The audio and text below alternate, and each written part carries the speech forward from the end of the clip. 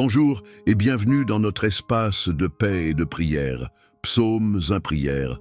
Je suis très heureux que vous ayez trouvé ce moment pour chercher le refuge de Dieu. Avez-vous déjà ressenti comme si vous étiez sous attaque? Pas nécessairement une attaque physique, mais quelque chose de plus subtil, de plus épuisant. Une série de pensées négatives qui tournent en boucle, des sentiments d'angoisse ou de désespoir qui surgissent de nulle part, des conflits qui s'enflamment sans raison apparente, un sentiment d'être spirituellement oppressé ou drainé. Dans notre monde, nous parlons beaucoup de santé mentale, mais nous oublions souvent qu'il existe une dimension spirituelle à nos luttes. La Bible appelle cela un combat spirituel. C'est le sentiment d'être la cible de forces invisibles qui cherchent à voler notre paix, notre joie et notre foi. Aujourd'hui, nous n'allons pas seulement parler de ce combat, nous allons nous armer pour lui. Nous allons nous plonger dans la prière de protection la plus puissante de toute la Bible, le psaume 91. Ce n'est pas un simple poème, c'est un arsenal divin, une déclaration d'immunité diplomatique spirituelle pour les enfants de Dieu. Il est souvent appelé le psaume du soldat, car il a été une source de courage pour d'innombrables croyants au milieu des batailles les plus féroces. Ensemble, nous allons explorer, verset par verset, comment activer cette protection divine sur nos vies. Comment faire de la présence de Dieu notre abri impénétrable contre toute forme d'attaque spirituelle, visible ou invisible. Avant d'entrer dans cette forteresse de promesses, je veux vous accueillir personnellement dans notre communauté. Nous sommes une famille de guerriers de la prière, des âmes qui croient que nous ne sommes pas des victimes passives, mais des soldats équipés pour la victoire. Si vous voulez faire partie de cette armée de foi, je vous invite à vous abonner à notre chaîne et à activer la cloche pour ne manquer aucune de nos stratégies divines. De plus, chaque j'aime que vous donnez à cette vidéo est un acte de guerre contre les ténèbres. Vous aidez l'algorithme de YouTube à montrer ce message de protection à une autre personne qui se sent peut-être attaquée et sans défense en ce moment même. Merci pour votre soutien. Et pour vous placer sous cette protection dès maintenant, je vous invite à écrire dans les commentaires la première phrase de ce psaume comme une déclaration de foi personnelle et puissante. Celui qui demeure sous l'abri du Très-Haut. Laissez cette parole être votre bouclier aujourd'hui.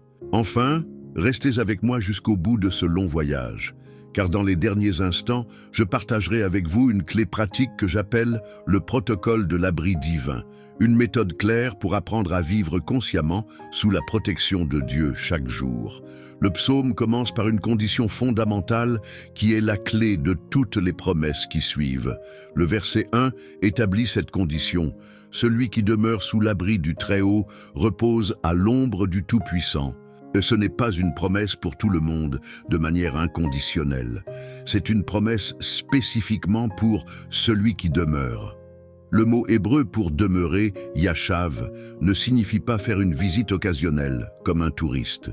Il signifie s'asseoir, s'installer, habiter, faire sa résidence permanente.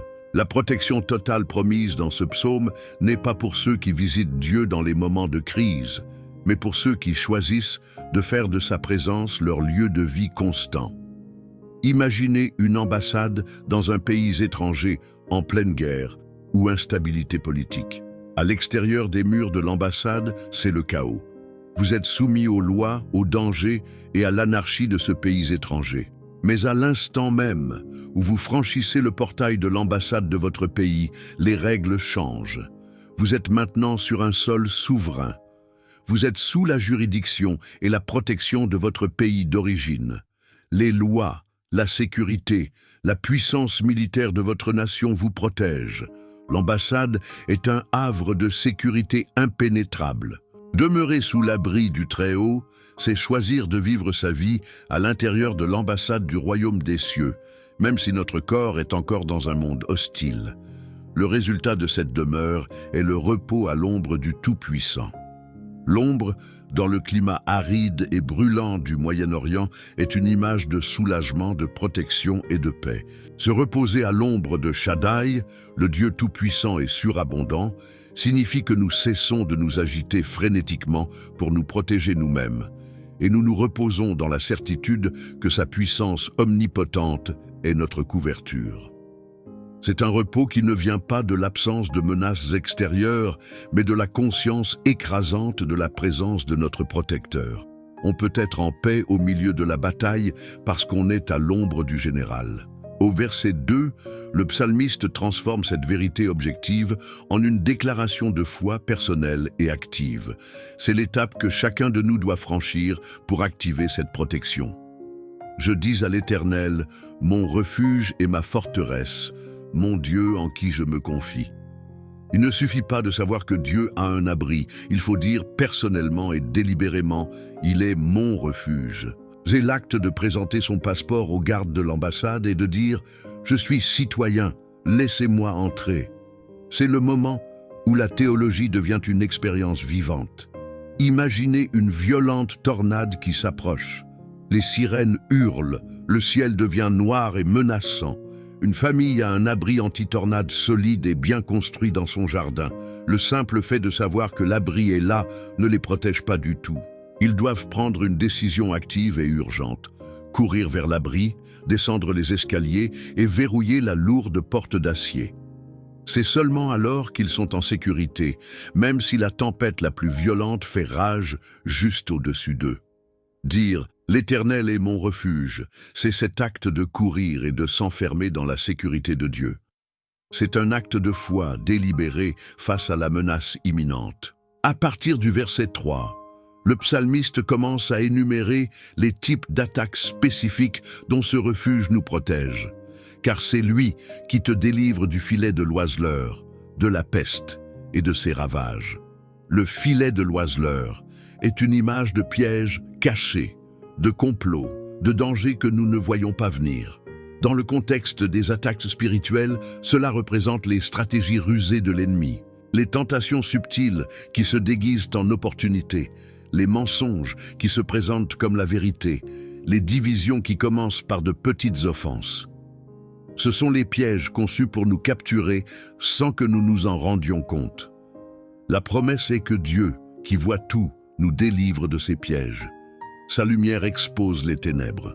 Parfois, il nous donne un discernement surnaturel, une intuition de l'Esprit Saint qui nous met en garde. Ne va pas là, ne fais pas confiance à cette personne.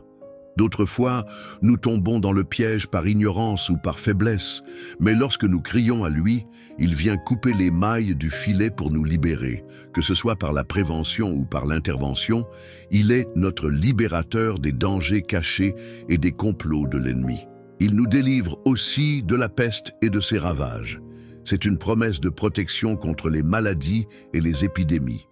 Spirituellement, cela peut représenter des pestes morales ou spirituelles, des idéologies toxiques, des atmosphères de découragement, de cynisme ou d'impureté qui peuvent infecter une communauté ou une famille. La promesse est que lorsque nous demeurons en Christ, nous sommes protégés de la contagion spirituelle du monde. Nous pouvons vivre dans le monde sans que le monde ne vive en nous. Il est important de comprendre cela correctement. Ce n'est pas un talisman magique qui garantit que les croyants ne tomberont jamais malades. L'histoire et l'expérience nous montrent que ce n'est pas le cas. Alors, que signifie cette promesse? La protection promise ici est avant tout spirituelle. La plus grande peste est le péché et la mort spirituelle. Et de cela, Christ nous a totalement délivrés. De plus, c'est une promesse que même si la maladie physique nous atteint, elle ne peut pas détruire notre âme. Dieu promet d'être avec nous dans la maladie et de nous donner la victoire finale sur toute maladie par la résurrection. Les versets 4, 5 et 6 continuent avec une série d'images de protection incroyablement réconfortantes et intimes. Il te couvrira de ses plumes, et tu trouveras un refuge sous ses ailes. Sa fidélité est un bouclier et une cuirasse. Tu ne craindras ni les terreurs de la nuit, ni la flèche qui vole de jour, ni la peste qui marche dans les ténèbres, ni la contagion qui frappe en plein midi. L'image de Dieu comme un grand aigle ou un oiseau mère qui couvre ses petits de ses plumes est l'une des plus tendres de la Bible. Un aigle mère défendra ses oisillons avec une férocité incroyable. Elle se placera entre eux et le prédateur. Elle prendra le coup pour eux s'il le faut. Se réfugier sous ses ailes, c'est se placer dans le lieu de l'amour protecteur, le plus instinctif, le plus puissant et le plus féroce qui soit. C'est ce que Dieu nous offre, un lieu de tendresse et de sécurité absolue. Jésus a utilisé cette même image avec tristesse en regardant Jérusalem. « Combien de fois ai-je voulu rassembler tes enfants, comme une poule rassemble ses poussins sous ses ailes, et vous ne l'avez pas voulu. » L'invitation est toujours ouverte. La question est, voulons-nous venir nous abriter? Sa fidélité est un bouclier et une cuirasse. Notre protection n'est pas basée sur nos sentiments fluctuants ou notre performance, mais sur le caractère immuable et fiable de Dieu. Sa fidélité, le fait qu'il tient toujours ses promesses et qu'il est toujours fidèle à son alliance, est notre armure. Le bouclier protège de l'avant, des attaques que nous voyons venir. La cuirasse protège notre cœur, nos organes vitaux. Nous sommes enveloppés, protégés de tous côtés par la fiabilité de notre Dieu. C'est cette armure qui nous permet de faire face aux menaces spécifiques qui suivent, les terreurs de la nuit. Dans le contexte des attaques spirituelles, cela représente les attaques qui viennent lorsque nous sommes les plus vulnérables, l'oppression nocturne, les cauchemars, les attaques de panique, l'anxiété qui nous réveille à 3 heures du matin avec un sentiment de malheur. Ce sont les peurs de l'inconnu, les attaques de l'ennemi qui essaie de nous tourmenter dans l'obscurité, de nous faire croire que nous sommes seuls et sans défense.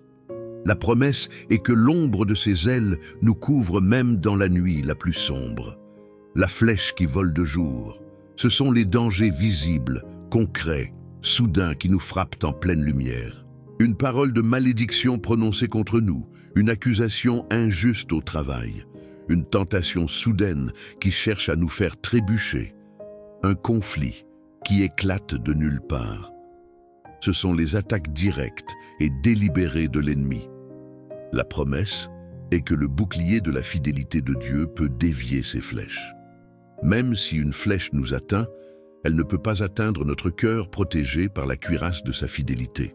L'histoire du prophète Élisée et de son serviteur à Dothan est l'illustration biblique la plus parfaite de cette protection invisible contre une menace visible et terrifiante.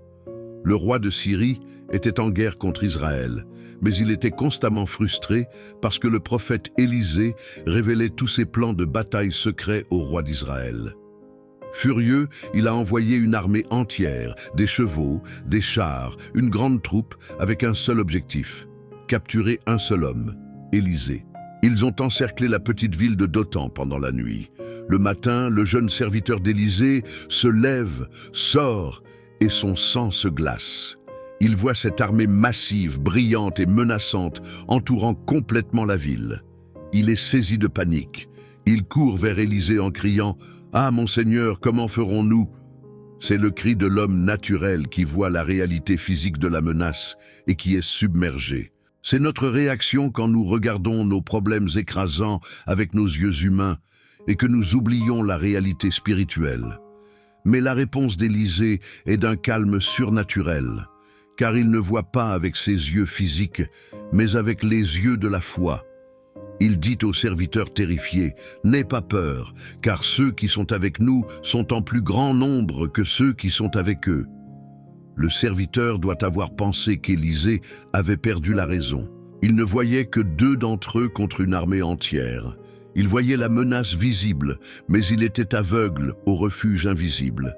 Il était conscient du danger, mais inconscient de la protection. Alors, Élisée a prié, non pas pour que Dieu envoie de l'aide, mais pour que Dieu ouvre les yeux de son serviteur afin qu'il puisse voir l'aide qui était déjà là, présente mais invisible.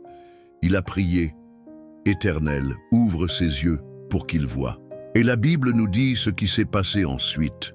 Et l'Éternel ouvrit les yeux du serviteur qui vit la montagne pleine de chevaux et de chars de feu autour d'Élisée. La réalité spirituelle était une armée céleste de feu, infiniment plus grande et plus puissante que l'armée syrienne. Cette histoire nous enseigne une vérité fondamentale du psaume 91. La protection de Dieu n'est pas quelque chose qu'il envoie seulement quand nous prions. C'est une réalité constante pour ceux qui demeurent en lui.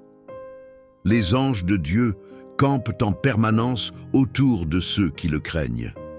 Le problème n'est pas l'absence de protection, mais notre cécité spirituelle.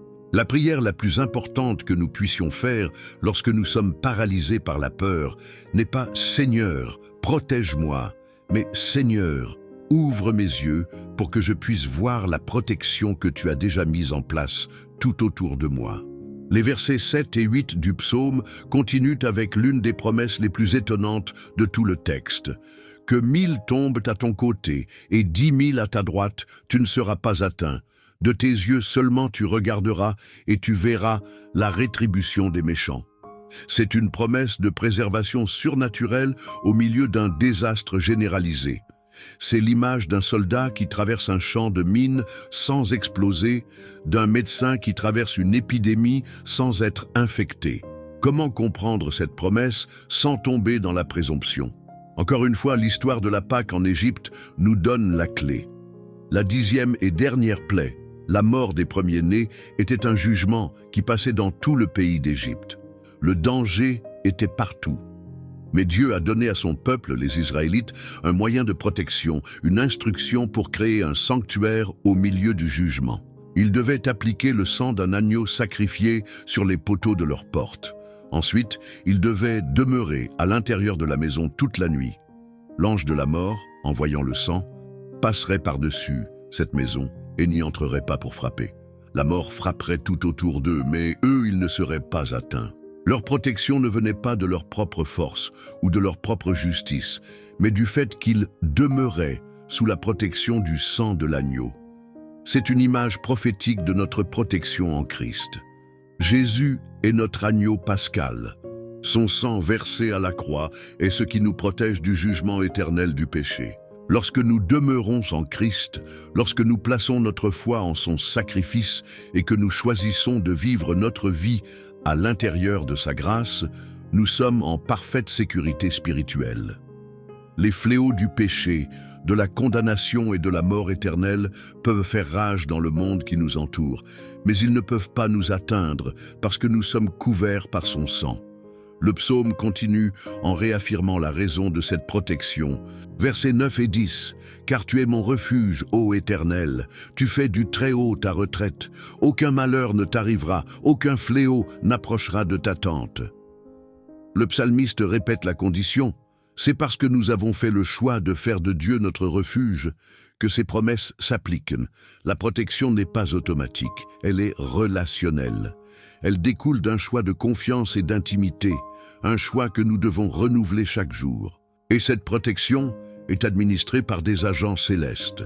Les versets 11 et 12 révèlent le ministère des anges, car il ordonnera à ses anges de te garder dans toutes tes voies. Ils te porteront sur les mains, de peur que ton pied ne heurte contre une pierre. C'est une promesse stupéfiante. Le commandant des armées célestes assigne ses troupes d'élite pour notre protection personnelle. Imaginez un président se déplaçant. Il est constamment entouré par une équipe de services secrets d'élite. Ces agents sont proactifs, ils inspectent les lieux à l'avance, analysent les menaces, forment un bouclier humain. La Bible nous dit que Dieu nous accorde un honneur encore plus grand, une escorte angélique chargée de nous garder dans toutes nos voies. Il y a plus de choses qui se passent dans le monde spirituel pour notre protection que nous ne pourrons jamais l'imaginer. Cette réalité de la protection angélique est une des doctrines les plus réconfortantes de la Bible, et pourtant une des plus négligées. Nous luttons avec l'anxiété et la peur des attaques spirituelles, en nous sentant seuls, alors qu'en réalité, nous sommes entourés par une force de protection invisible et surhumaine. Le problème n'est pas l'absence de cette protection, mais notre manque de conscience de celle-ci. Comme le serviteur d'Élisée, nos yeux spirituels sont souvent fermés à la réalité du monde spirituel qui nous entoure. Une partie de la vie de foi consiste donc à prier, non seulement pour la protection, mais pour que Dieu ouvre nos yeux, afin que nous puissions percevoir avec le cœur ce que nous ne voyons pas avec nos yeux physiques.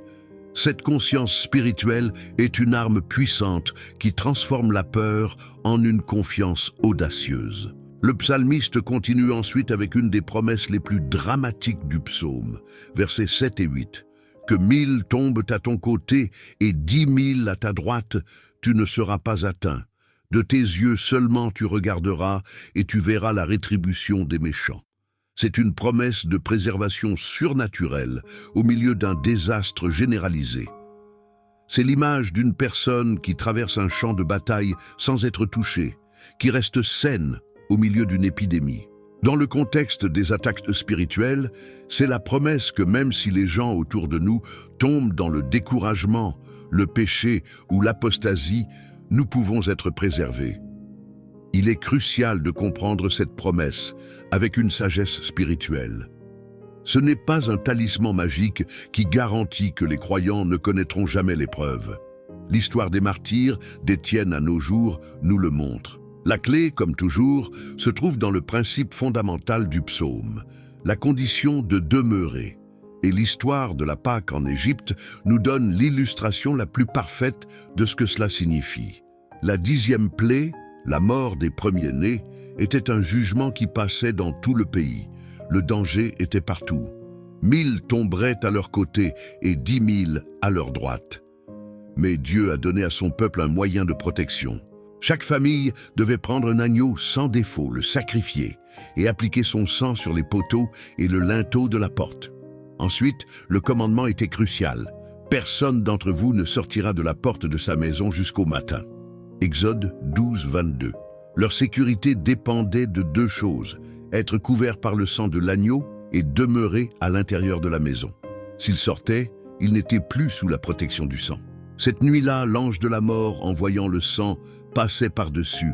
À l'intérieur, les familles étaient en parfaite sécurité, tandis qu'à l'extérieur, la mort frappait.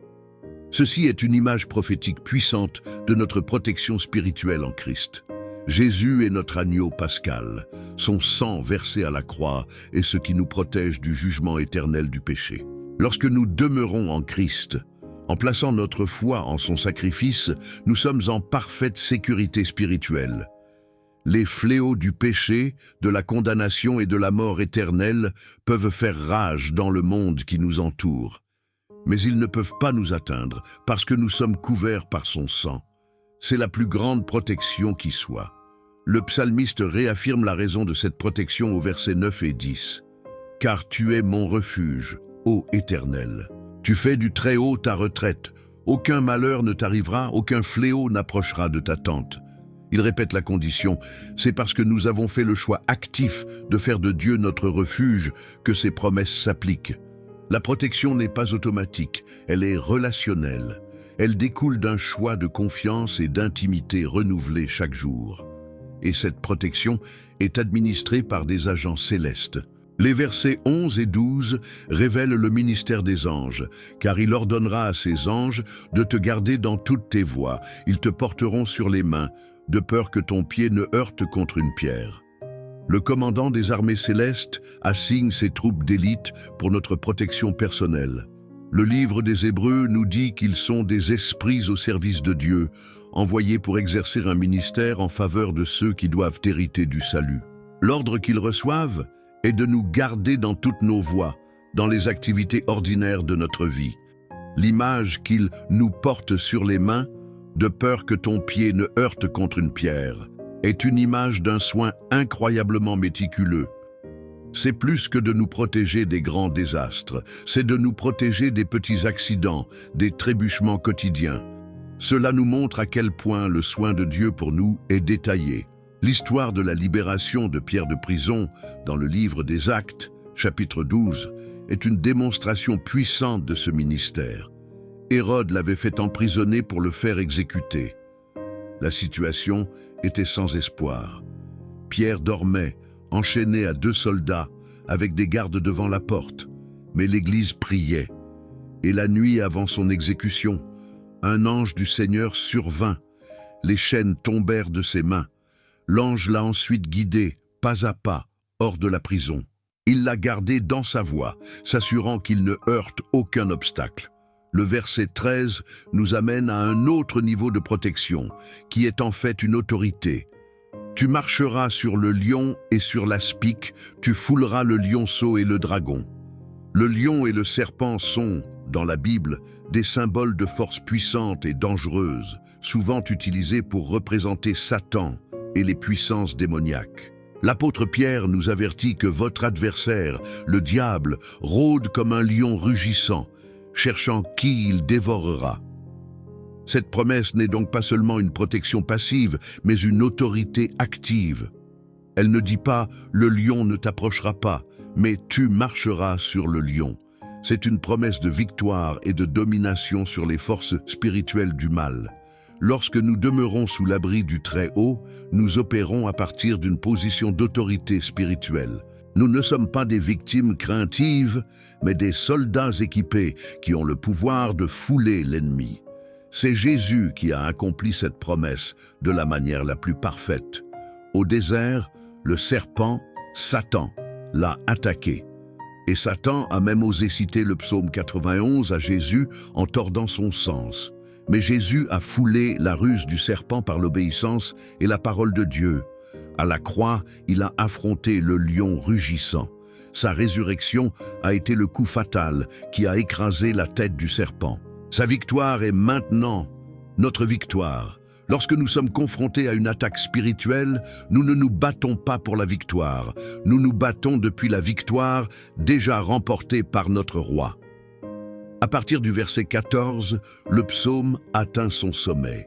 Le ton change. Ce n'est plus le psalmiste qui parle de Dieu.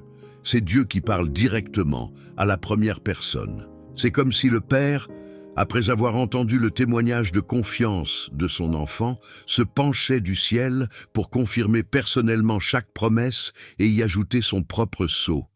C'est l'une des sections les plus intimes et les plus puissantes de tous les psaumes. Dieu commence par expliquer la raison de son intervention.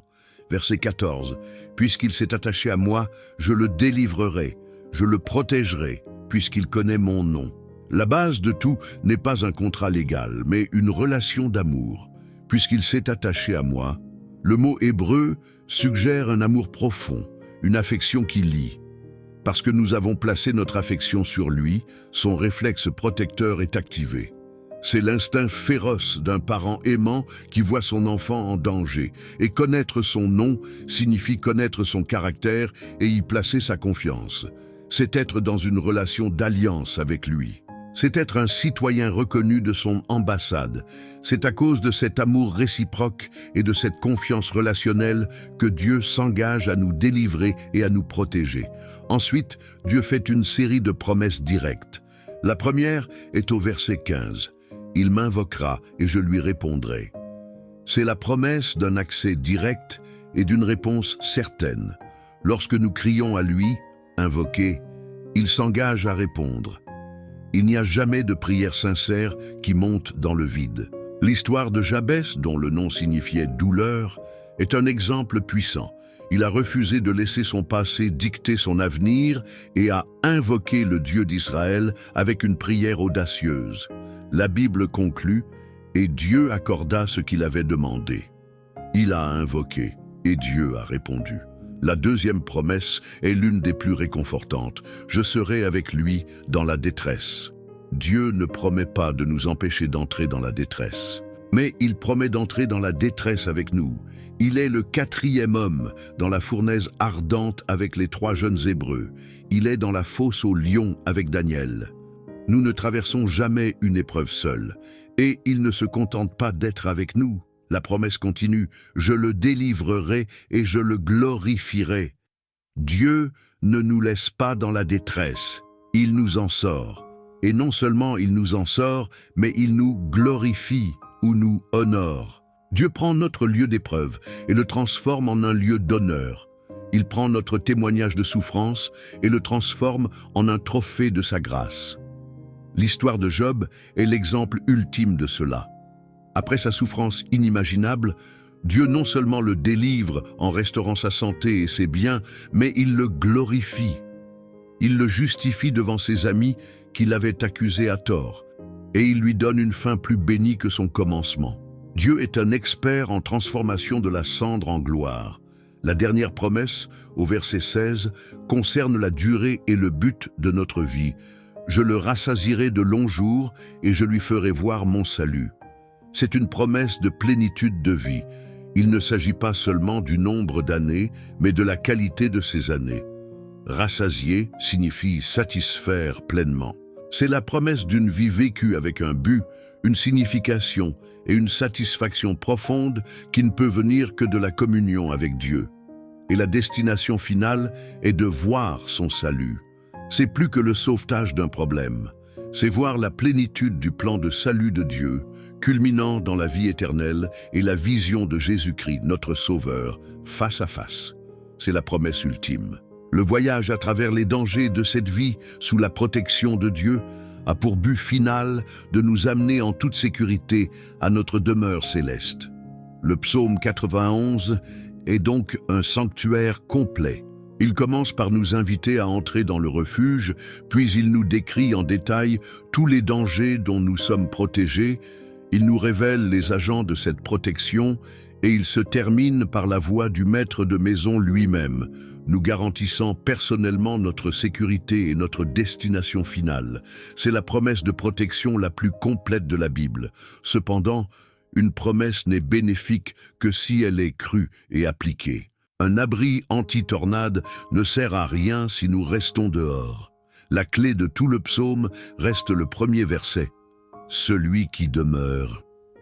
La question pour nous est donc, comment passer de la simple admiration de ce psaume à une demeure consciente dans sa réalité?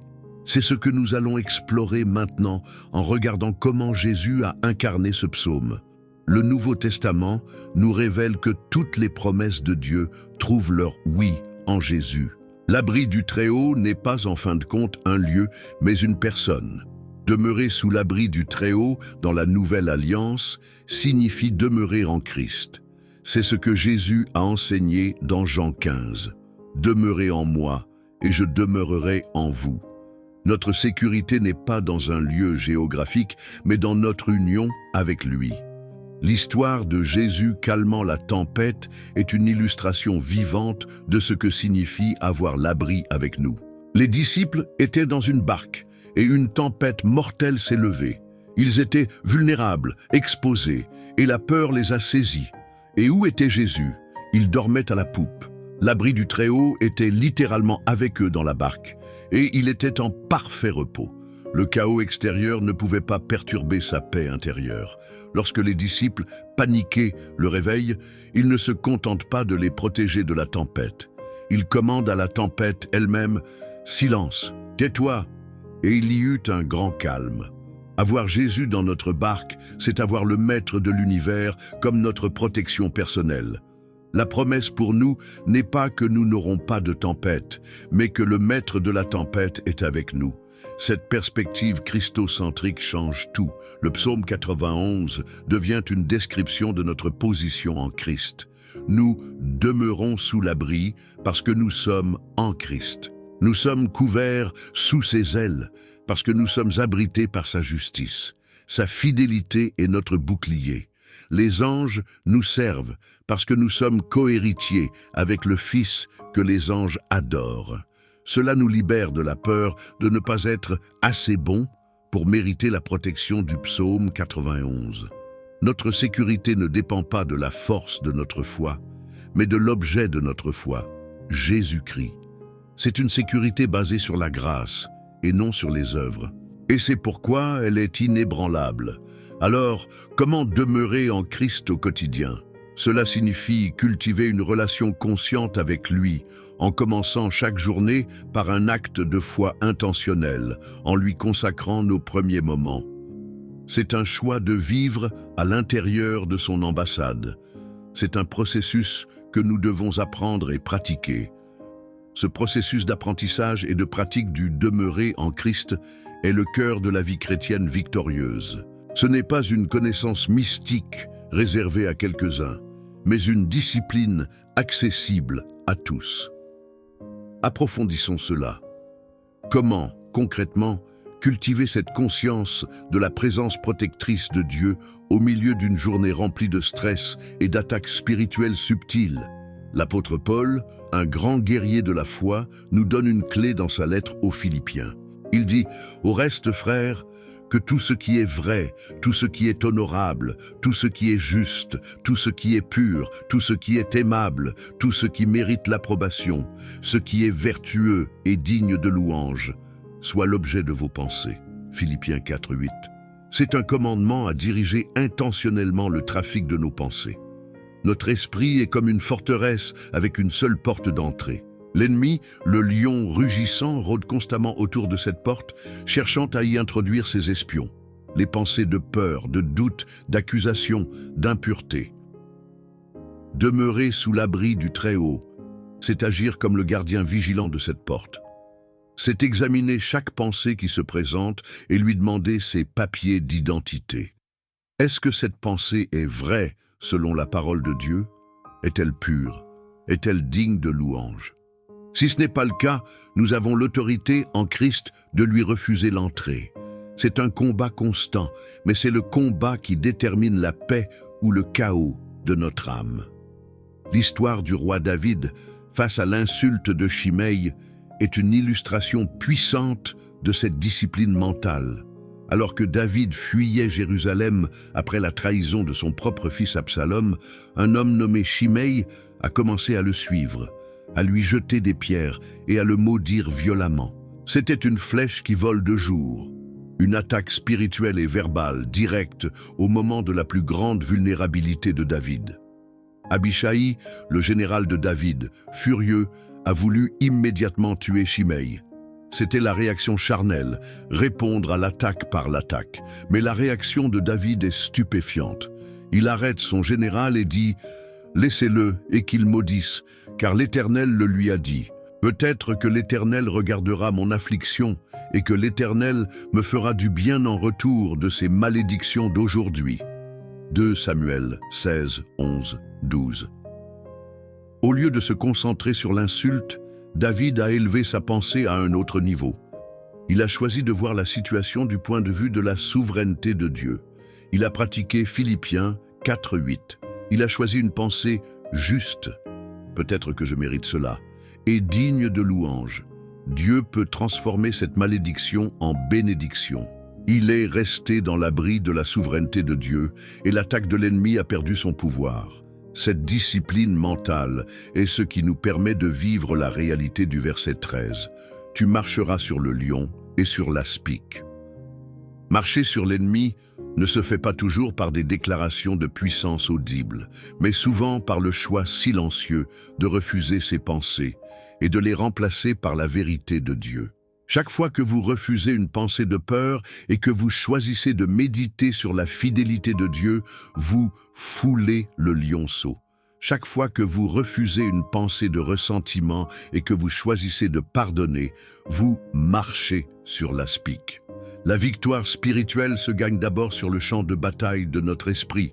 C'est à partir de cette position de victoire intérieure que nous pouvons pleinement comprendre la transition spectaculaire du psaume au verset 14, lorsque Dieu lui-même prend la parole.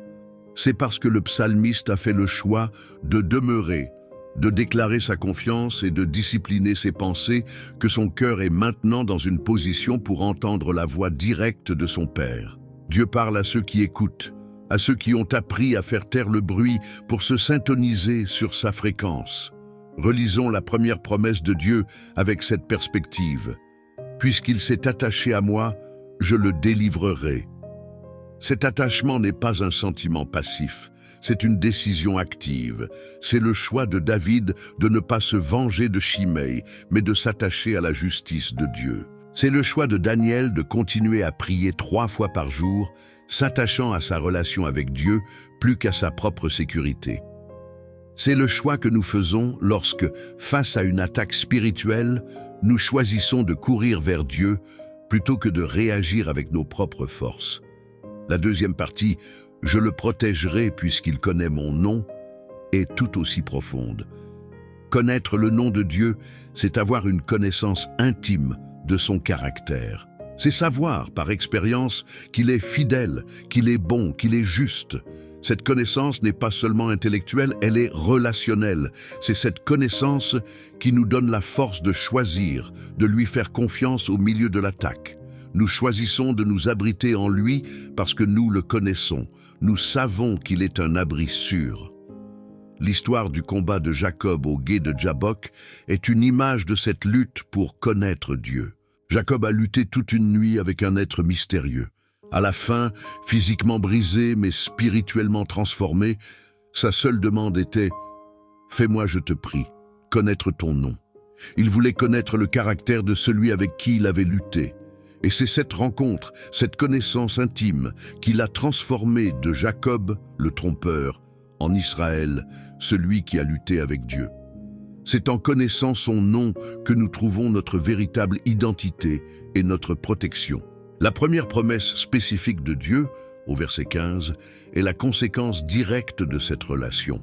« Il m'invoquera et je lui répondrai ». C'est la promesse d'une ligne de communication ouverte et garantie. Dans le combat spirituel, c'est notre radio militaire qui nous connecte directement au quartier général. Lorsque nous sommes sous le feu de l'ennemi, submergés par une attaque, nous avons la certitude que notre appel à l'aide sera toujours entendu et qu'une réponse est en route. Pensez à l'histoire de la femme cananéenne dans l'évangile de Matthieu. Sa fille était cruellement tourmentée par un démon. C'était une attaque spirituelle directe. Cette femme, une non-juive, est venue à Jésus et l'a invoqué, criant pour sa miséricorde. Au début, Jésus semblait l'ignorer. Puis, il lui a donné une réponse qui semblait être un rejet. Mais elle a persisté. Elle s'est accrochée à lui avec une foi tenace. Elle a continué à l'invoquer. Et à la fin, Jésus, émerveillé par sa foi, lui a dit « Femme, ta foi est grande, qu'il te soit fait comme tu veux. » Et sa fille a été guérie à l'heure même. Cette femme nous enseigne ce que signifie invoquer. Ce n'est pas seulement demander une fois, c'est persévérer dans la prière, s'accrocher à Dieu, refuser de lâcher prise, avec la certitude qu'il est bon et qu'il répondra. C'est cette prière tenace qui active la promesse de la délivrance. L'ennemi veut que nous abandonnions après la première, la deuxième, la troisième prière, sans réponse apparente. Mais Dieu honore la foi qui persiste. La promesse suivante, « Je serai avec lui dans la détresse », est le cœur de notre réconfort. Dans une attaque spirituelle, l'une des armes principales de l'ennemi est l'isolement. Il essaie de nous faire croire que nous sommes seuls, que personne ne comprend, que même Dieu nous a abandonnés. Cette promesse détruit ce mensonge. Dieu ne nous regarde pas de loin. Il entre dans la tranchée avec nous. Il est à nos côtés dans le combat. L'apôtre Paul a vécu cette réalité de manière poignante. À la fin de sa vie, lors de sa première défense à Rome, il a écrit « Personne ne m'a assisté, mais tous m'ont abandonné. C'est le Seigneur qui m'a assisté et qui m'a fortifié. » 2 Timothée 4, 16, 17. Même abandonné par ses plus proches collaborateurs humains, il n'était pas seul. Le commandant était avec son soldat dans la salle du tribunal, lui donnant la force de tenir ferme. C'est la promesse pour nous lorsque nous nous sentons isolés et attaqués. Et Dieu ne se contente pas d'être avec nous. La promesse continue. Je le délivrerai et je le glorifierai. Dieu ne nous laisse pas dans la détresse. Il nous en sort. Et non seulement il nous en sort, mais il nous glorifie ou nous honore. C'est le principe de la table dressée en face des adversaires. Dieu prend notre lieu de combat spirituel, le lieu de notre plus grande lutte, et le transforme en un lieu d'honneur public. L'histoire de la reine Esther est un exemple spectaculaire de cette vérité. Elle et son peuple, les Juifs, étaient la cible d'un complot génocidaire orchestré par le méchant Haman. Un décret avait été signé pour leur extermination. Ils étaient piégés, sous une sentence de mort. Esther, en risquant sa propre vie, a décidé d'intervenir. Avant d'aller devant le roi, elle a demandé à tout son peuple de jeûner et de prier pendant 3 jours. C'était un acte de guerre spirituelle. Après ces 3 jours, elle est allée devant le roi. Et Dieu a agi. Non seulement le complot d'Aman a été déjoué, mais la situation a été complètement inversée. Aman a été pendu à la potence qu'il avait préparée pour Mardochée, le cousin d'Esther. Et Esther et Mardochée ont été glorifiés, élevés à des positions d'honneur et d'autorité encore plus grandes. Dieu a pris leur jour de détresse et l'a transformé en un jour de fête et de célébration, la fête de Pourim, qui est encore célébrée aujourd'hui. C'est une promesse pour nous. Le lieu de votre plus grande attaque spirituelle peut devenir le lieu de votre plus grande promotion. La bataille que l'ennemi a conçue pour vous détruire est la même que Dieu utilisera pour vous élever et pour glorifier son nom à travers votre vie. Nous devons donc tenir bon, en faisant confiance que Dieu est en train de préparer une inversion divine des rôles. La dernière promesse, au verset 16, concerne la durée et le but de notre vie. Je le rassasierai de longs jours et je lui ferai voir mon salut. C'est une promesse de plénitude de vie. Dans le combat spirituel, l'ennemi essaie de nous convaincre que notre vie est finie, que notre potentiel est détruit. Dieu promet le contraire. Il promet de nous rassasier, de nous satisfaire pleinement. C'est une vie vécue avec un but, une signification et une satisfaction profonde qui ne peut venir que de la communion avec Dieu. Et la destination finale de cette vie est de voir son salut. C'est plus que le sauvetage d'un problème. C'est voir la plénitude du plan de salut de Dieu, culminant dans la vie éternelle et la vision de Jésus-Christ, notre Sauveur, face à face. C'est la promesse ultime. Le voyage à travers les dangers de cette vie sous la protection de Dieu a pour but final de nous amener en toute sécurité à notre demeure céleste, où nous verrons et expérimenterons son salut dans toute sa gloire. Le psaume 91 est donc un sanctuaire complet. Il commence par nous inviter à entrer dans le refuge, puis il nous décrit en détail tous les dangers dont nous sommes protégés. Il nous révèle les agents de cette protection. Et il se termine par la voix du maître de maison lui-même, nous garantissant personnellement notre sécurité et notre destination finale. C'est la promesse de protection la plus complète de la Bible contre toutes les formes d'attaque, y compris les plus intenses des attaques spirituelles. Cependant, une promesse n'est bénéfique que si elle est crue et appliquée. Un abri anti-tornade ne sert à rien si nous restons dehors. La clé de tout le psaume reste le premier verset, celui qui demeure. La question pour nous est donc, comment passer de la simple admiration de ce psaume à une demeure consciente dans sa réalité, surtout lorsque nous nous sentons attaqués? C'est ce que nous allons explorer maintenant, en regardant comment Jésus a incarné ce psaume. Le Nouveau Testament nous révèle que toutes les promesses de Dieu trouvent leur oui et leur amen en Jésus. L'abri du Très-Haut n'est pas, en fin de compte, un lieu, mais une personne. Demeurer sous l'abri du Très-Haut, dans la Nouvelle Alliance, signifie demeurer en Christ.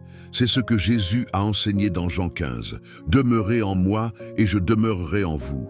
Notre sécurité n'est pas dans un lieu géographique, mais dans notre union avec lui. L'histoire de Jésus calmant la tempête est une illustration vivante de ce que signifie avoir l'abri avec nous. Les disciples étaient dans une barque et une tempête mortelle s'est levée. Ils étaient vulnérables, exposés, et la peur les a saisis. Et où était Jésus? Il dormait à la poupe. L'abri du Très-Haut était littéralement avec eux dans la barque et il était en parfait repos. Le chaos extérieur ne pouvait pas perturber sa paix intérieure. Lorsque les disciples paniqués le réveillent, ils ne se contentent pas de les protéger de la tempête. Ils commandent à la tempête elle-même « Silence, tais-toi » et il y eut un grand calme. Avoir Jésus dans notre barque, c'est avoir le Maître de l'univers comme notre protection personnelle. La promesse pour nous n'est pas que nous n'aurons pas de tempête, mais que le Maître de la tempête est avec nous. Cette perspective christocentrique change tout. Le psaume 91 devient une description de notre position en Christ. Nous demeurons sous l'abri parce que nous sommes en Christ. Nous sommes couverts sous ses ailes parce que nous sommes abrités par sa justice. Sa fidélité est notre bouclier. Les anges nous servent parce que nous sommes cohéritiers avec le Fils que les anges adorent. Cela nous libère de la peur de ne pas être assez bons pour mériter la protection du psaume 91. Notre sécurité ne dépend pas de la force de notre foi, mais de l'objet de notre foi, Jésus-Christ. C'est une sécurité basée sur la grâce et non sur les œuvres. Et c'est pourquoi elle est inébranlable. Alors, comment demeurer en Christ au quotidien, surtout face aux attaques spirituelles? Cela signifie cultiver une relation consciente avec lui. Cela commence le matin, en consacrant les premiers moments de notre journée à lui, en lisant sa parole, en lui parlant dans la prière. C'est un choix de vivre à l'intérieur de son ambassade. Cela continue tout au long de la journée par de courts moments de connexion. C'est prier sans cesse. Ce n'est pas être à genoux toute la journée, mais c'est cultiver une conversation intérieure continue avec lui. Face à une pensée de peur, murmurer « Jésus, tu es mon refuge ». Face à une tentation, crier silencieusement « Jésus, sois ma force ». Chaque acte de connexion est un pas de plus à l'intérieur de l'abri. Demeurer, c'est aussi faire confiance à sa parole plus qu'à nos sentiments. Il y aura des jours où nous ne nous sentirons pas protégés. Il y aura des jours où la peur sera très réelle. Dans ces moments, demeurer, c'est choisir de croire à la promesse écrite de Dieu plutôt qu'au rapport de nos émotions anxieuses. C'est dire « je me sens attaqué, mais Dieu a dit qu'il me couvre de ses plumes. Je choisis de croire à sa parole ». C'est un acte de foi volontaire et parfois difficile, mais c'est un acte qui renforce notre demeure. Cette perspective christocentrique change tout. Le psaume 91 n'est plus une liste de promesses que nous essayons de réclamer par nos propres forces.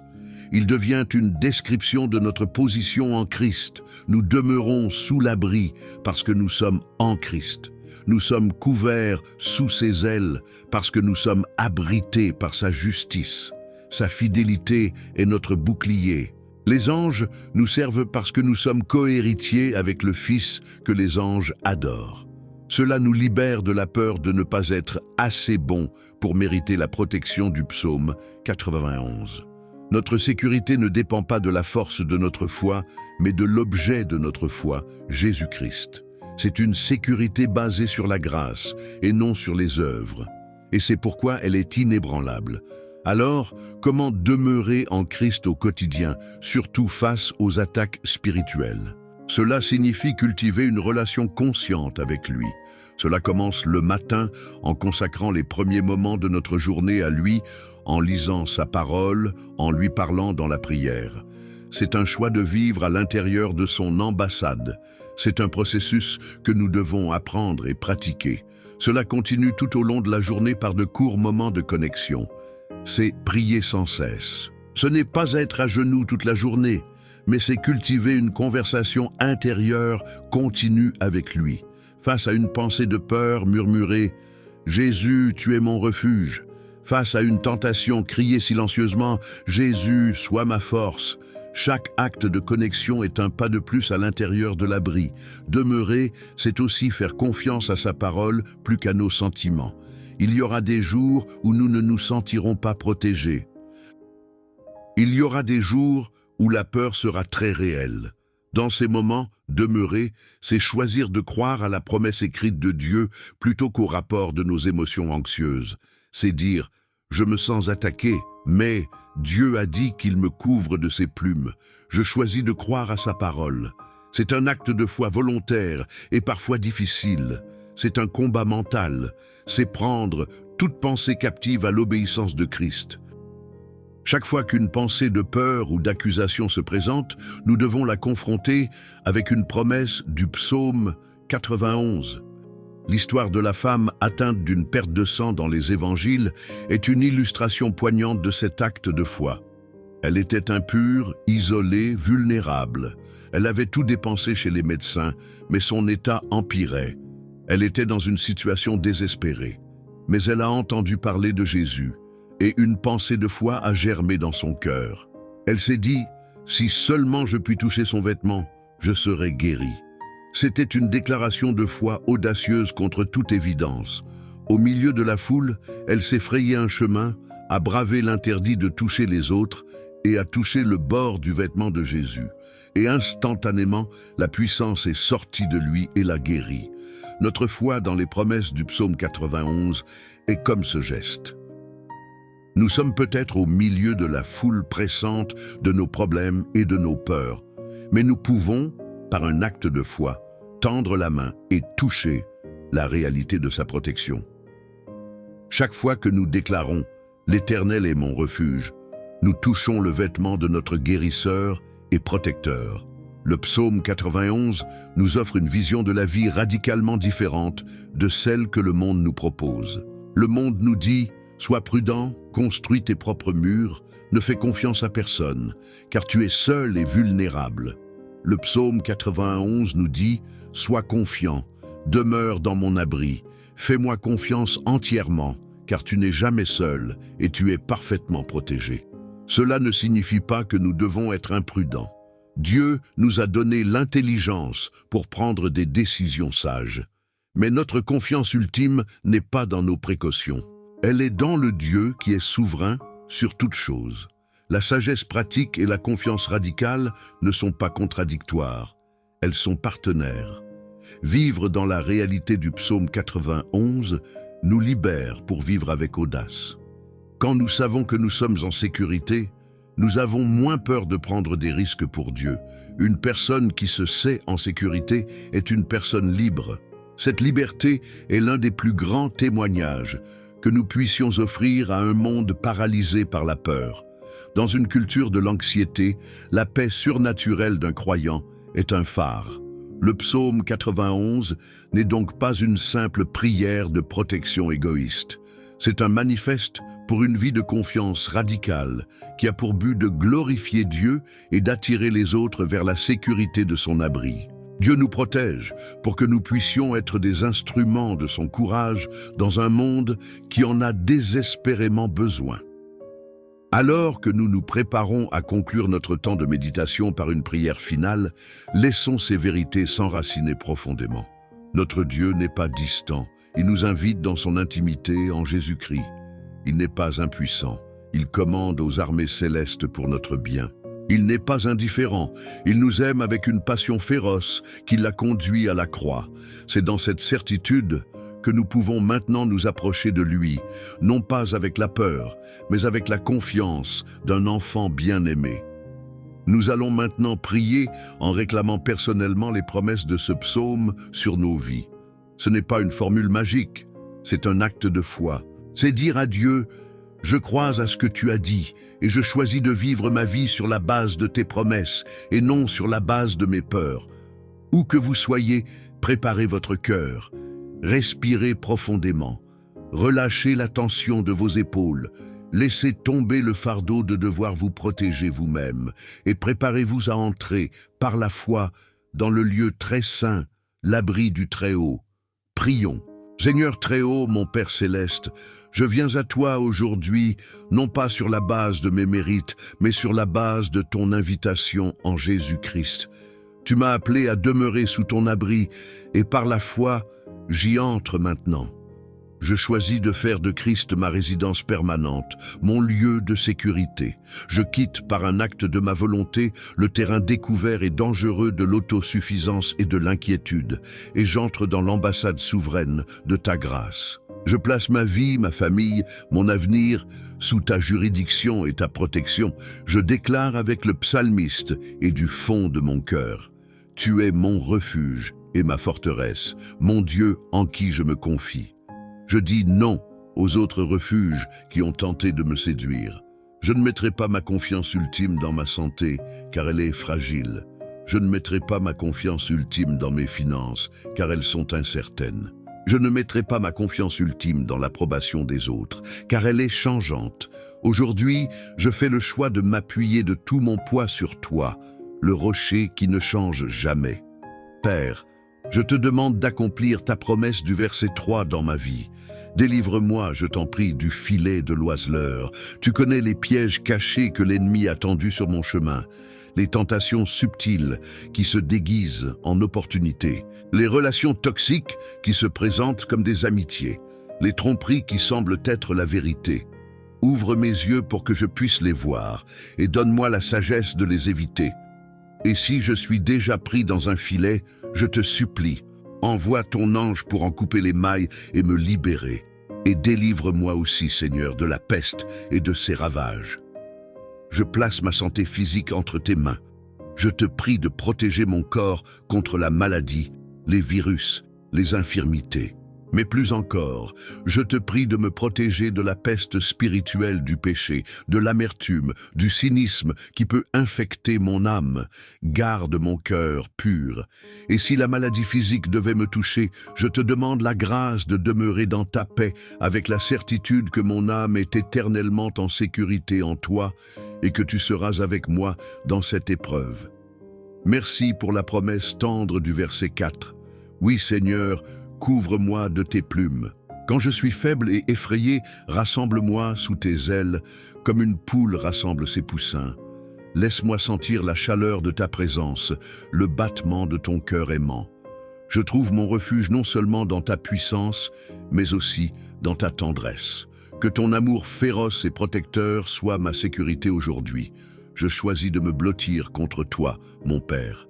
Je proclame que ta fidélité est mon bouclier et ma cuirasse. Mes sentiments peuvent changer, ma foi peut vaciller, mais ta fidélité, elle, est immuable. Je me revais de cette armure. Quand les flèches du doute viennent, ta fidélité les arrête. Quand les coups de l'accusation essaient de percer mon cœur, ta fidélité me protège. Ma sécurité ne dépend pas de ma capacité à tenir bon, mais de la tienne à ne jamais me lâcher. À cause de cette armure, je choisis de ne pas craindre les terreurs de la nuit. Je te remets mes angoisses, mes cauchemars, les peurs irrationnelles qui me tourmentent quand je suis seul dans le noir. Je te demande de poster tes saints anges comme des sentinelles autour de mon lit. Garde mon esprit pendant que je dors. Remplis mon subconscient de ta paix et de ta vérité. Que même ma nuit soit un temps de repos à ton ombre. Et je choisis aussi de ne pas craindre la flèche qui vole de jour. Je te remets ma journée de demain avec tous ces dangers visibles et ces défis concrets. Protège-moi des accidents. Garde-moi des paroles blessantes, des attaques soudaines. Sois mon bouclier dans mes interactions, dans mes déplacements, dans mon travail. Je ne veux pas vivre dans la peur en anticipant le pire, mais dans la confiance, en m'attendant à ta protection. Seigneur, comme le serviteur d'Élisée, j'avoue que mes yeux naturels ne voient souvent que l'armée ennemie qui m'entoure. Je vois la taille de mes problèmes, la force de mon opposition, et je suis saisi de peur. Je te prie aujourd'hui de faire pour moi ce qu'Élisée a demandé pour lui. Ouvre mes yeux spirituels, ouvre mes yeux pour que je puisse voir la montagne pleine de chevaux et de chars de feu. Aide-moi à voir la réalité du monde spirituel, la réalité de ton armée angélique qui a été déployée pour ma protection. Que la conscience de cette réalité invisible soit plus forte que la pression de mes problèmes visibles. Aide-moi à marcher non par la vue, mais par la foi en ta présence et en ta provision invisible. Que je puisse dire avec une confiance calme, ceux qui sont avec moi sont en plus grand nombre que ceux qui sont contre moi. Père, je m'approprie par la foi la promesse extraordinaire du verset 7. Je crois que même si le chaos et la destruction font rage autour de moi, je peux être en sécurité dans ton abri. Je me place, ainsi que ma famille, sous la protection du sang de Jésus, notre agneau pascal. Je crois que lorsque le jugement et le fléau passent, le sang de Christ est ma protection parfaite. Aide-moi à demeurer dans la maison. Garde-moi de sortir de l'abri de ta grâce pour essayer de me débrouiller seul. Quand la tentation de la peur, de la colère ou du compromis se présente, rappelle à mon âme de rester à l'intérieur, là où je suis en sécurité, que ma vie soit cachée avec Christ en toi. Je ne cherche pas à échapper aux difficultés du monde, mais je te remercie pour la promesse de préservation au milieu d'elles. Je réaffirme mon choix, Seigneur, car tu es mon refuge, ô Éternel. Je fais de toi le Très-Haut, ma retraite. Ce n'est pas un sentiment passager, c'est la décision fondamentale de ma vie. Je construis la maison de mon âme sur le rocher de ton caractère, et non sur le sable mouvant de ce monde. Par conséquent, je reçois ta promesse. Aucun malheur ne m'arrivera, aucun fléau n'approchera de ma tente. Je te remercie pour le ministère de tes anges. Merci d'avoir donné des ordres à ton sujet pour me garder dans toutes mes voies. Je suis émerveillé par un amour si détaillé, si personnel. Je te prie d'activer ce ministère angélique dans ma vie. Que tes anges me protègent des dangers physiques et spirituels, qu'ils me gardent de trébucher. Comme Pierre dans sa prison, je me sens parfois enchaîné, dans une situation sans issue. Je prie pour que tu envoies ton ange pour briser mes chaînes, pour m'ouvrir les portes de fer et pour me conduire vers la liberté que tu as pour moi. Je crois que tu as le pouvoir de faire des miracles et d'intervenir de manière surnaturelle dans ma vie. Et je te demande l'autorité spirituelle promise au verset 13. Au nom de Jésus, qui a déjà vaincu Satan, je choisis de marcher sur le lion et sur l'aspic. Je refuse d'être intimidé par le lion rugissant. Je soumets mes peurs et mes angoisses à l'autorité de Christ. Je proclame que l'ennemi a été vaincu et qu'il n'a aucun pouvoir sur moi, car je suis en Christ. Seigneur, je me repens de toutes les fois où j'ai eu plus peur de l'ennemi que de toi. Je me repens d'avoir donné du crédit à ses mensonges. Aujourd'hui, je me lève dans l'autorité que tu m'as donnée en tant que ton enfant. Je foule aux pieds le découragement, le doute et le désespoir. Ma victoire n'est pas en moi, elle est en toi. Et maintenant, Père, je me réjouis d'entendre ta propre voix, tes propres promesses. Merci de te pencher vers moi et de me dire, puisqu'il s'est attaché à moi, je le délivrerai. Oui, Seigneur, je m'attache à toi. Mon amour pour toi est faible et imparfait, mais il est sincère. Accroche-toi à moi, Seigneur, et délivre-moi selon ta promesse. Merci de me promettre, je le protégerai puisqu'il connaît mon nom. Oui, Seigneur, je veux connaître ton nom, ton caractère, de plus en plus profondément. Je place ma confiance en ton nom de Yahvé Jireh, mon pourvoyeur. Je place ma confiance en ton nom de Yahvé Rapha, mon guérisseur. Je place ma confiance en ton nom de Yahvé Shalom, ma paix. Protège-moi, car ma confiance est en qui tu es. Je reçois ta promesse stupéfiante. Il m'invoquera et je lui répondrai.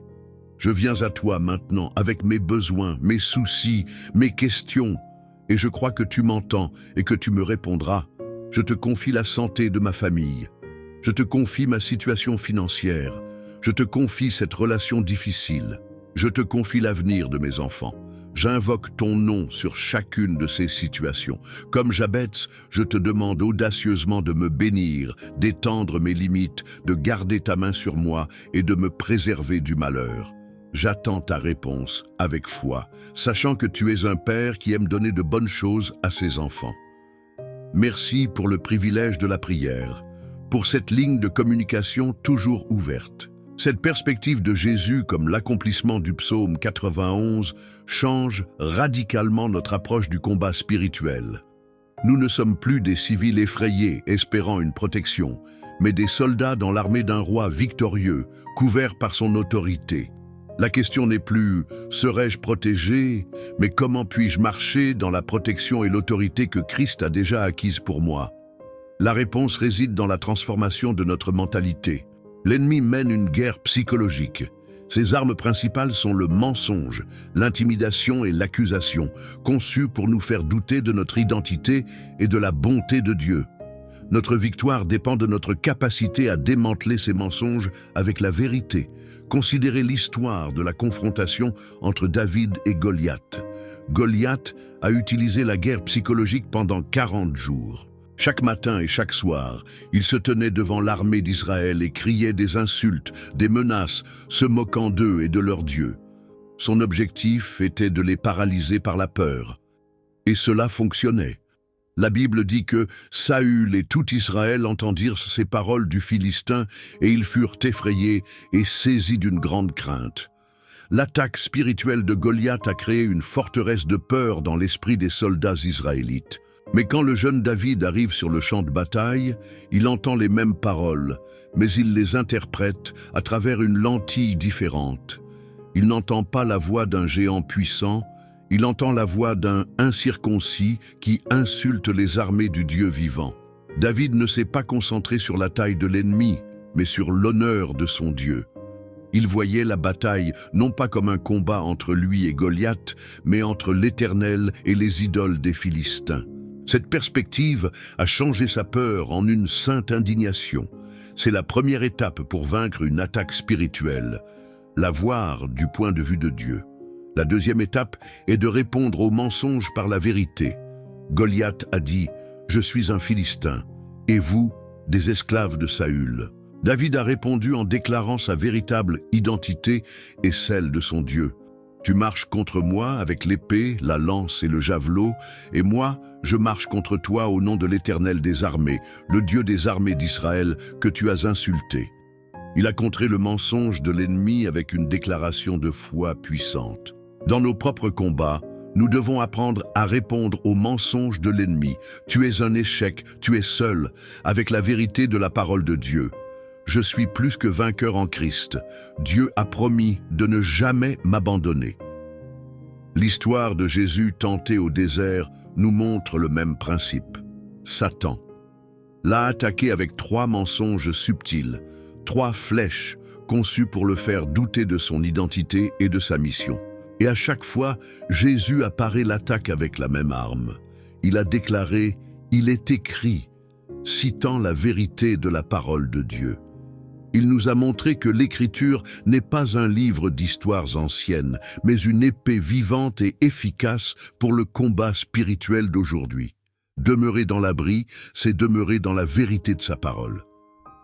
La troisième étape est d'agir avec foi. David n'est pas resté dans le camp à faire de belles déclarations. La Bible dit qu'il a couru sur le champ de bataille à la rencontre du Philistin. C'était un acte de foi audacieux. La foi n'est pas passive. Après avoir prié et déclaré la vérité, Dieu nous appelle souvent à faire un pas en avant.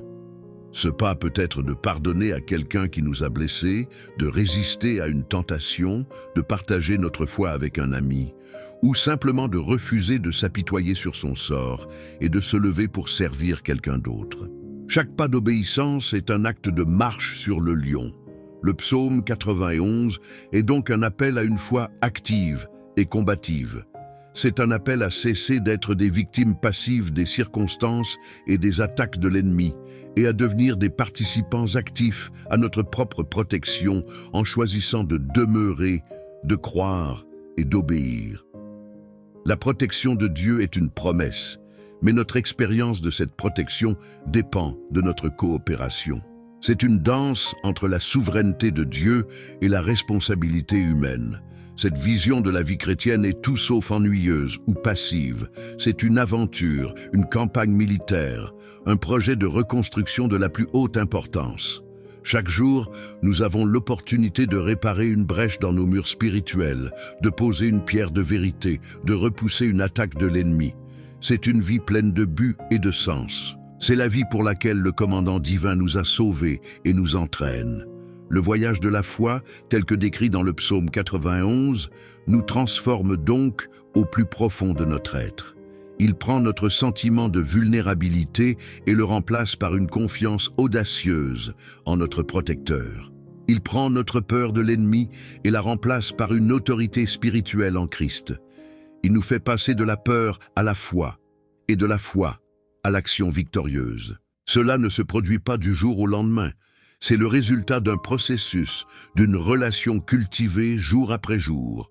C'est le fruit de nombreuses batailles, de certaines victoires et de quelques défaites dont nous nous relevons grâce à la droite qui nous soutient.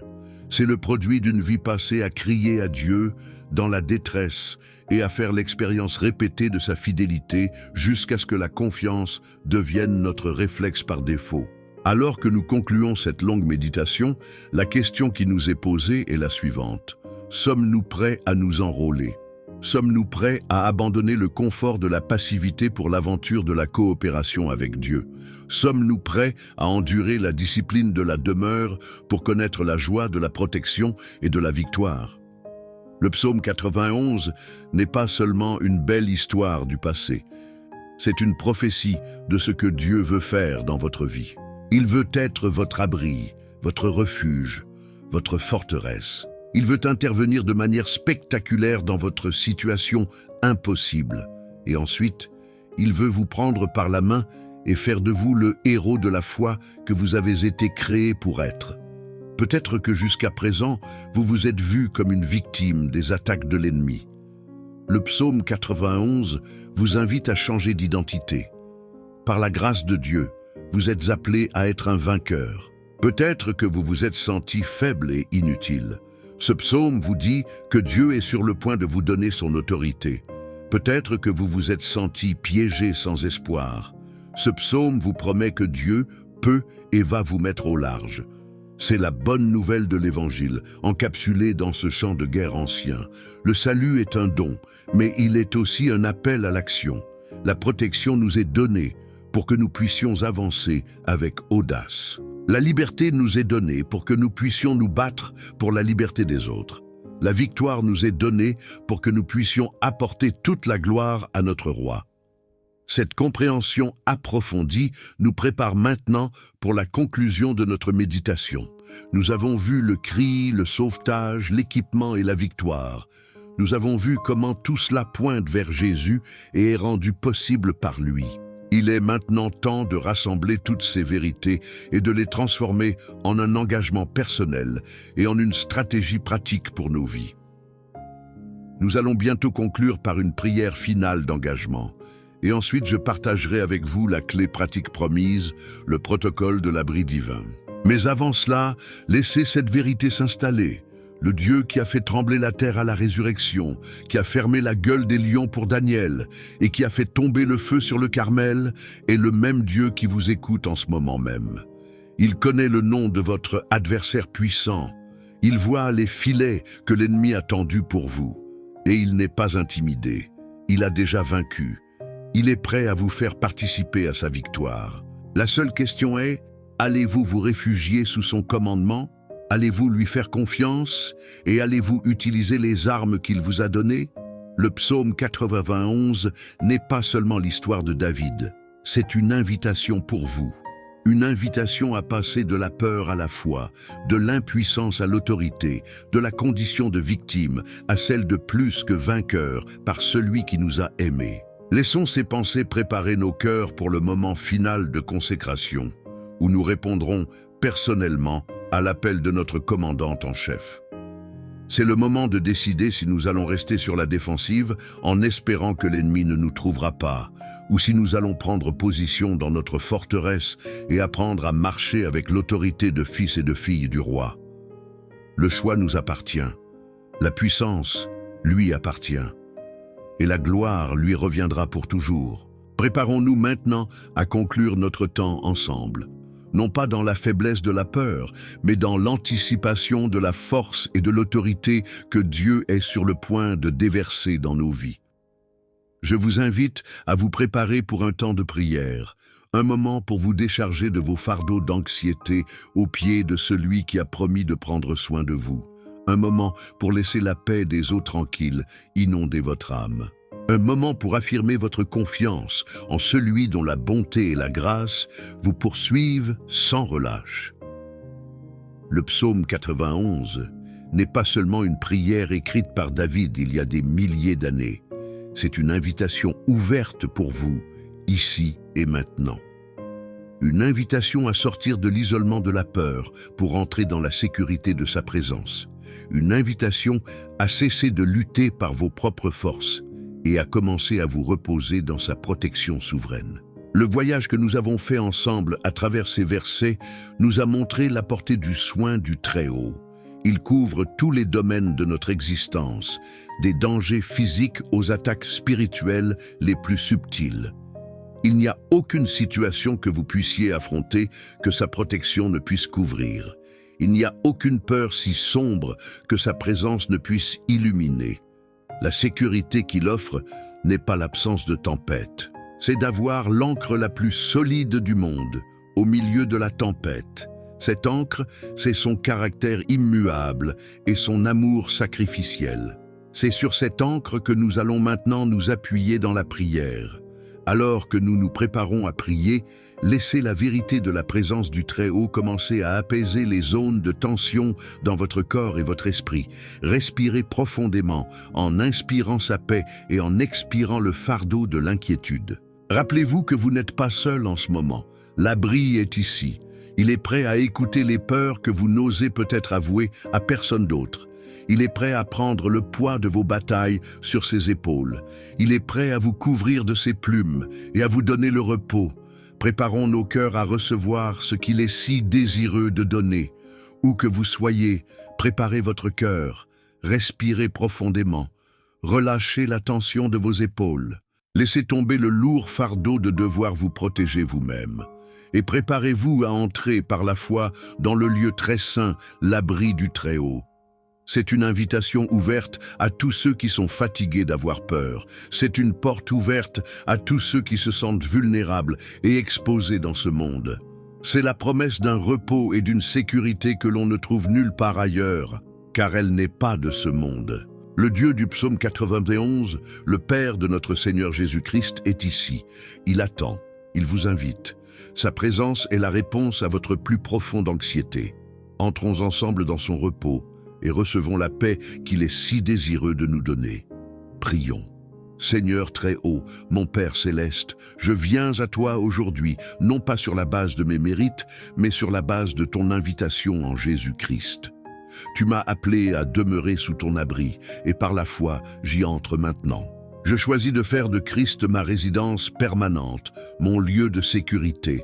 Je quitte, par un acte de ma volonté, le terrain découvert et dangereux de l'autosuffisance et de l'inquiétude, et j'entre dans l'ambassade souveraine de ta grâce. Je place ma vie, ma famille, mon avenir sous ta juridiction et ta protection. Je te confie ma journée, mes batailles, mes peurs. Je choisis de demeurer consciemment dans ta maison aujourd'hui, dans ton sanctuaire intérieur. Je te demande de continuer à me transformer par ta parole. Que ce psaume 91 ne soit pas juste un texte que j'ai lu, mais une réalité que je vis de plus en plus chaque jour. Fais de moi un instrument de ta paix et de ton courage dans ce monde effrayé. Que ma vie soit un témoignage vivant de la sécurité que l'on trouve sous tes ailes. Je prie tout cela au nom puissant et victorieux de Jésus-Christ, mon Seigneur, mon Sauveur, mon abri et mon Roi. Amen. Prenez un moment pour rester dans cette paix. Laissez la résonance de cette prière s'installer dans votre esprit. Le fardeau de la peur a été échangé contre la légèreté de la confiance. Maintenant, comme promis, voici la clé pratique pour cultiver cette mentalité de demeure au quotidien. J'appelle cette technique le protocole de l'abri divin. C'est une méthode simple, basée sur le psaume, pour commencer chaque journée en fermant consciemment la porte à la peur et en vous installant dans la sécurité de Dieu. Notre esprit, par défaut, est une porte ouverte à l'anxiété. Nous devons apprendre à en être le gardien. Cette pratique se déroule en 3 étapes: la déclaration, la visualisation et la confiance. La première clé est la déclaration. Chaque matin, avant de regarder votre téléphone, avant de vous laisser submerger par les soucis de la journée, prenez un instant pour faire la déclaration du verset 2. Dites à voix haute, si possible, « Je dis à l'Éternel, tu es mon refuge et ma forteresse, mon Dieu en qui je me confie. » Cet acte de parler n'est pas anodin. Proverbe 18, 21 nous dit que la mort et la vie sont au pouvoir de la langue. En déclarant verbalement que Dieu est votre refuge, vous alignez votre volonté sur la sienne et vous servez un avis d'expulsion à la peur. La deuxième clé est la visualisation. Après avoir fait votre déclaration, prenez 60 secondes pour visualiser ce que cela signifie. Utilisez les images du psaume. Visualisez-vous en train de courir dans une forteresse imprenable et de voir le lourd pont-levis se refermer derrière vous. Visualisez un grand aigle, Dieu, déployant ses ailes immenses au-dessus de vous. Visualisez les anges formant un périmètre de sécurité infranchissable autour de vous. La visualisation est un acte de foi qui rend les promesses invisibles de Dieu plus concrètes pour notre esprit. La troisième et dernière clé est la confiance. C'est le choix de partir dans votre journée en vous appuyant sur la réalité que vous venez de déclarer et de visualiser. C'est un abandon actif. Tout au long de la journée, lorsqu'une pensée anxieuse se présente, rappelez-vous consciemment: non, je ne suis pas exposé. Je demeure sous l'abri du Très-Haut. C'est un dialogue intérieur où vous opposez la vérité de votre position en Dieu au mensonge de votre vulnérabilité. Déclaration, visualisation, confiance. Pratiquez cela chaque matin et vous construirez une forteresse de paix dans votre cœur. Notre long et profond voyage à travers ce psaume arrive à sa fin, mais j'espère que votre propre voyage de demeure dans l'abri de Dieu ne fait que commencer. Ce fut un immense privilège de partager ce temps sacré avec vous. La parole de Dieu est vivante, et je prie pour que ces vérités prennent racine dans votre vie et produisent un fruit abondant de paix, de sécurité et d'une confiance inébranlable, peu importe les circonstances. Si cette méditation a été un abri pour votre âme aujourd'hui, je vous serais reconnaissant si vous pouviez nous aider à offrir cet abri à d'autres. Premièrement, si ce n'est pas déjà fait, rejoignez notre famille de guerriers de la prière en vous abonnant à la chaîne et en activant la cloche. Vous ne manquerez ainsi aucune de nos futures explorations de la parole de Dieu. Deuxièmement, un simple j'aime sur cette vidéo est plus qu'un clic. C'est un signal pour que l'algorithme de YouTube montre cette vidéo à d'autres âmes qui se sentent peut-être seules et vulnérables. C'est votre manière de participer à cette mission numérique de paix et de sécurité. Et troisièmement, pensez à une personne précise, une seule, que vous connaissez et qui traverse une période de peur ou d'incertitude. Partagez cette vidéo avec elle. Votre partage pourrait être l'instrument que Dieu utilise pour la guider vers son propre refuge. Et surtout, ne laissez pas la conversation s'arrêter ici. Nous avons appris à nous réfugier dans l'abri du Très-Haut. Mais que se passe-t-il lorsque nous sortons de l'abri pour faire face aux batailles de la vie? Comment Dieu nous équipe-t-il pour le combat? Il existe un psaume qui est le complément parfait du psaume 91. Ce n'est pas un psaume de repos, mais un psaume de guerre, qui nous apprend comment Dieu nous transforme de victimes protégées en guerriers victorieux. C'est pourquoi je crois que l'Esprit vous guide peut-être vers notre prochaine étude approfondie, celle du psaume 18, où David s'écrie « Je t'aime, ô Éternel, ma force, Éternel, mon rocher, ma forteresse, mon libérateur. » Si vous voulez apprendre non seulement à vous cacher de l'ennemi, mais à le vaincre, je vous invite à cliquer sur la vidéo qui s'affiche maintenant. Merci encore d'avoir voyagé avec nous. Que la paix profonde, qui vient du fait de savoir que vous demeurez dans l'abri du Très-Haut, garde votre cœur et vos pensées. Que sa présence soit plus réelle pour vous que n'importe quelle menace. Que ses ailes soient votre couverture. Que sa fidélité soit votre bouclier, et que ses anges vous gardent dans toutes vos voies. Vous n'êtes pas seul, vous n'êtes pas exposé. Que vous vous endormiez ce soir en vous reposant à l'ombre du Tout-Puissant, et que vous vous réveilliez demain avec la joyeuse certitude que vous commencez votre journée déjà à l'intérieur de la forteresse. Ne craignez rien, car votre Père céleste a donné des ordres à votre sujet. Vous êtes sous la protection du Roi de l'univers. Allez dans la paix et la sécurité de celui qui vous aime d'un amour éternel et qui ne vous abandonnera jamais. Amen.